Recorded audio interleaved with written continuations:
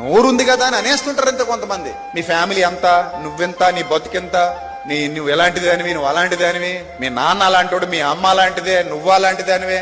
So తప్పు, చాలా తప్పు. సో అలాంటప్పుడు హృదయాలు పగిలిపోతాయండి, కతుక్కోవచ్చు, చాలా కష్టం. అలాంటి టైంలో వాళ్ళు చాలా చాలా మానసిక క్షోభకు గురవుతారు, మనోవేదనకు గురవుతారు. వాళ్ళు లేకపోతే ఒక్కరోజు గడదు, మనకి గడుస్తుందా?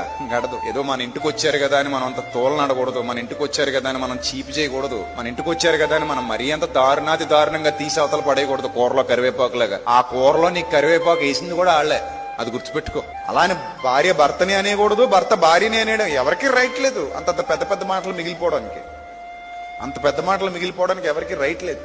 నోరుంది కదా అని అనేస్తుంటారు ఇంత కొంతమంది. మీ ఫ్యామిలీ అంతా, నువ్వెంత, నీ బతుకెంత, నువ్వు ఎలాంటి దానివి, నువ్వు అలాంటి దానివి, మీ నాన్న అలాంటోడు, మీ అమ్మ అలాంటిదే, నువ్వు అలాంటి దానివే.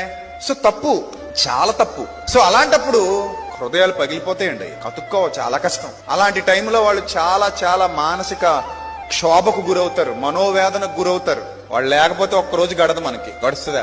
గడదు. ఏదో మన ఇంటికి వచ్చారు కదా అని మనం అంత తోలనడకూడదు, మన ఇంటికి వచ్చారు కదా అని మనం చీపు చేయకూడదు, మన ఇంటికి వచ్చారు కదా అని మనం మరీ అంత దారుణంగా తీసి అవతల పడేయకూడదు. కూరలో కరివేపాకులాగా ఆ కూరలో నీకు కరివేపాకు వేసింది కూడా ఆళ్లే, అది గుర్తుపెట్టుకో. అలానే భార్య భర్తని అనేకూడదు, భర్త భార్యని